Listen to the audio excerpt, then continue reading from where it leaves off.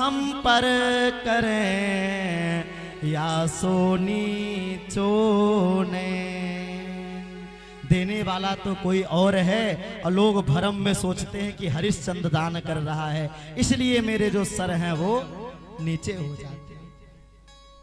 और सुदामा से जुड़ी एक घटना और आपको बताता हूं। ये जानते हो सुदामा जी गरीब क्यों हुए थे? सुदामा जी गरीब क्यों हुए थे? बात उस समय की है जब कृष्ण और सुदामा गुरुकुल में पढ़ा करते थे। तो जब पढ़ा करते थे तो एक दिन की घटना है कि एक ऋषि के आश्रम था, तो ऋषि के आश्रम में चोरी हुई। तो चोरी ऋषि के आश्रम में तो चोरी के लिए कुछ मिला नहीं। तो चोर उनके जब आश्रम में आए तो एक पोटली में जो है तो एक महात्मा जी जो थे तो कहीं से चने मांग करके लाए थे और अपने उस आश्रम में चने को पोटली में बांध करके रखे थे। और चोरों को लगा कि इसमें हीरे या जवाहरात की मोहर है, तो चोर हीरा समझ करके महात्मा के यहाँ से वो चना चुरा करके लेकर के आए। और जब चुरा करके लेके आए और जब संदीपनी बाबा के आश्रम में पहुंचे तो खोल के देखे कि बंटवारा कर लें। तो जब खोल के देखने लगे तो उसमें हीरे की जो है तो मोतियां नहीं थी, उसमें क्या था? चना था। तो उस चने को वहीं पर छोड़ दिए। और इधर जब जो है तो ऋषि की पत्नी को पता लगा कि हमारे चने भी कोई चुरा ले गया, तो ऋषि की पत्नी ने श्राप दे दिया था कि जो ये चना खाएगा वह जो है तो हमेशा के लिए निर्धन हो जाएगा, गरीब हो जाएगा। वो चने श्रापित चने थे। अब वो चने को जो है तो लाकर चोर कहाँ छोड़ दिए? सांदीपनी मुनि के आश्रम में। अब वही चने गुरुमाता ने किसको दिए? कृष्ण। और जब सुदामा जी जा रहे थे जंगल से लकड़ी काटने के लिए तो सुदामा जी को दिए और कहे दोनों लोग मिल बांट करके खा लेना। अब जब गए वहां रास्ते में बारिश होने लगी तो दोनों लोग पेड़ पे चढ़ गए। सुदामा जी को लगा कि हमारा मित्र कृष्ण है, मैं भले गरीब हो जाऊं तो हो जाऊं, लेकिन मेरा ये जो मित्र है ये गरीब नहीं होना चाहिए। इसलिए श्रापित चने सुदामा जी अकेले खा गए, लेकिन कृष्ण को नहीं दिया। उसी के फलस्वरूप सुदामा जी निर्धन हो गए, गरीब हो गए और कृष्ण जी द्वारिकाधीश हो गए। यही श्रापित, यही मित्र का वास्तविक में देखो धर्म है। सुदामा जी इतने विद्वान थे, इतने जानकार थे, और लोग ना जाने क्या क्या कहते हैं कि सुदामा जी अकेले चना खा गए, ऐसा कर गए, वैसा। उसके पीछे का कारण था। वो जानते थे कि यदि मैं अकेले चना खा लूंगा तो ठीक है, मैं अकेला गरीब रहूंगा, अकेला निर्धन रहूंगा, लेकिन ये मेरा मित्र निर्धन नहीं होना चाहिए। ऐसे हमारे सुदामा जी का चरित्र था। अब बताओ, जो ऐसा प्रशांत आत्मा हो, जो 14 भुवन का स्वामी जिसके पैर दबाता हो, लक्ष्मी जिसकी सेवा करती हो, वो सुदामा कभी गरीब नहीं हो सकते, वो सुदामा कभी निर्धन नहीं हो सकते। प्रेम से बोले सुदामा जी महाराज की जय, कृष्ण कन्हैया लाल की जय। इस प्रकार से मानो भगवान और सुदामा की कथाओं को हम सभी ने श्रवण किया और भगवान ने जो है तो सुदामा जी पर कृपा बरसाई। इसके बाद की जो कथा है तो मानो दसम स्कंद के उत्तरार्ध और एकादश स्कंद, जिसे हम लोग मुक्ति स्कंद कहते हैं, मुक्ति स्कंद में नव योगेश्वरों के संवाद की कथा है। और ये जो मानो गोपियों का प्रेम भी जो है तो और सुदामा जी का प्रेम, ये बड़ा अद्भुत है।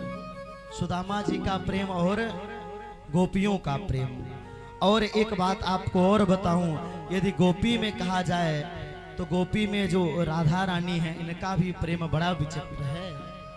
भागवत जी में कहीं भी राधा जी का नाम नहीं आया है। पूरे भागवत जी में कहीं भी राधा जी का नाम नहीं आया है। बधूट शब्द का प्रयोग हुआ है, लेकिन वहां पर कहीं पर भी राधा जी का नाम क्यों नहीं आया है? उसका कारण क्या है? देखो जो राधा रानी हैं वो सुखदेव जी की कौन है? गुरु जी हैं, और गुरु जी का नाम नहीं लिया जाता। और वैसे भी राधा नाम लेने पे समाधि लग जाती थी सुखदेव बाबा की 6 महीने तक। और यदि भागवत में राधा जी का नाम लिख देते तब समाधि 6 महीने के लिए लग जाती, तब फिर परीक्षित को कथा कौन सुनाता। इसलिए पूरे भागवत में कहीं भी जो है तो राधा रानी का नाम नहीं आया है। लेकिन जो राधा है वही कृष्ण है, और जो कृष्ण है वही राधा है, कोई अंतर नहीं है, दोनों एक है। और जो राधा जी का प्रेम है वही भरत जी का प्रेम है, दोनों का प्रेम सेम है। मानो राधा जी का जो भाव है भरत जी का भाव है, कोई अंतर नहीं है। इसके बाद मानो सुखदेव जी ने सुभद्रा और अर्जुन के विवाह के बारे में प्रसंग को सुनाया।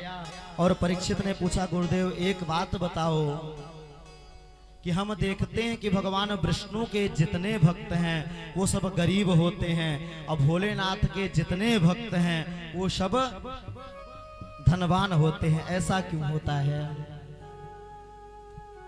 सुखदेव जी ने कहा, देखो परीक्षित, भोलेनाथ हमारे कैसे हैं? भोलेनाथ महाफक्कड़ हैं, जो जैसा मांगा उसको वैसा दे देते हैं। लेकिन हमारे जो नारायण हैं वो विचार करते हैं और फिर वो देने लायक है या नहीं है उसके बाद देते हैं।